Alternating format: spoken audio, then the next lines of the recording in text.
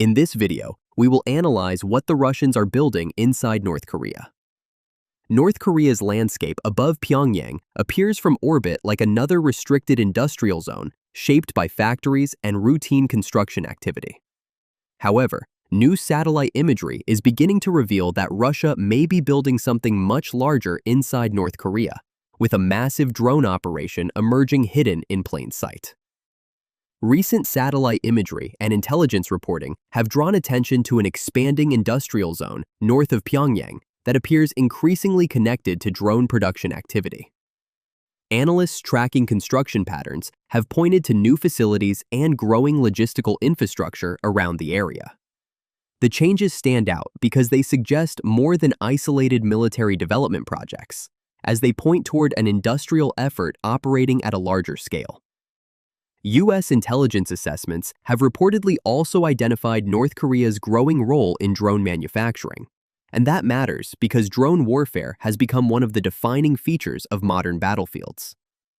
What once looked like another restricted industrial district may now be part of something much larger taking shape behind North Korea's closed borders.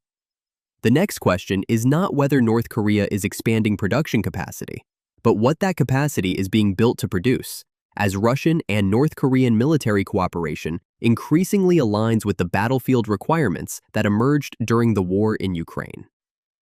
The emphasis is on drones that can be manufactured quickly and fielded in large numbers, rather than expensive and highly specialized systems. Modern warfare has shown that cheap unmanned platforms can generate disproportionate effects through scale alone. Russian forces have relied extensively on drones for reconnaissance and strike missions throughout the conflict. Production at scale allows damaged systems to be replaced rapidly, while sustaining a constant flow of battlefield assets over long periods of fighting.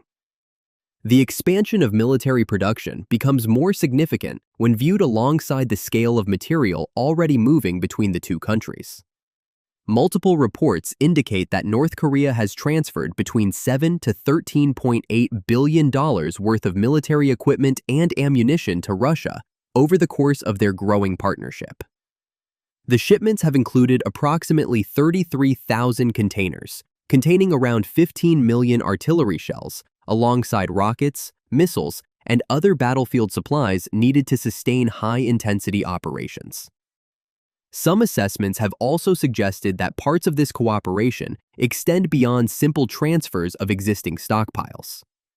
They will also extend towards joint development efforts involving weapons systems and technology sharing between both sides. That distinction matters because supplying equipment and developing equipment are not the same thing, as one supports a war effort while the other creates an industrial relationship capable of expanding far beyond a single conflict. Military cooperation between Russia and North Korea expanded significantly after North Korean forces became directly connected to operations around the Kursk front.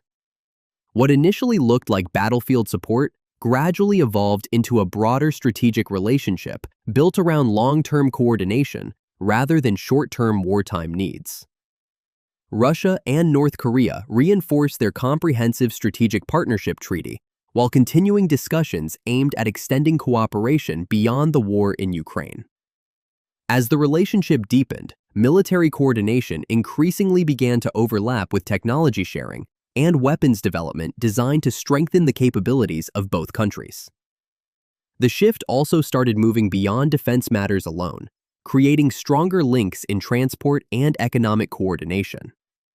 The almost completed road bridge between Russia and North Korea reflects this transition because it turns political cooperation into physical infrastructure designed to last. Overall, the most important development may not be the appearance of new facilities or the movement of weapons across borders, but the emergence of an integrated military ecosystem between Russia and North Korea. Industrial capacity and technology sharing become far more significant when they begin operating as parts of the same system.